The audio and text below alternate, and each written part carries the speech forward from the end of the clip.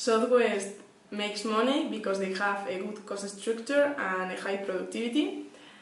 A good cost structure, the lower salaries, just one type of airplane, employees are multitask, they don't have meals, and there are no assigned seats.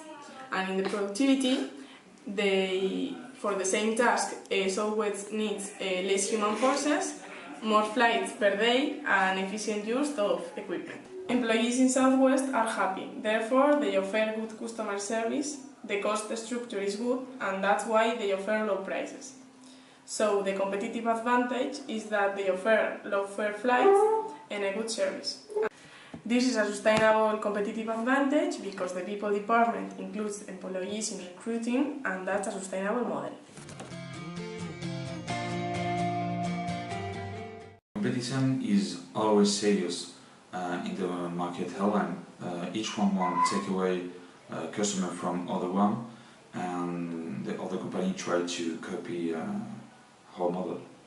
So copy the Southwest model is very hard for other company, and if they want copy this model, they have to buy another one company and start beginning.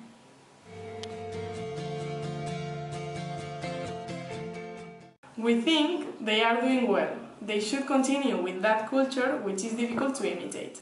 It's a win-win situation because although the company pays low salaries to the employees, it treats them well and takes care of them.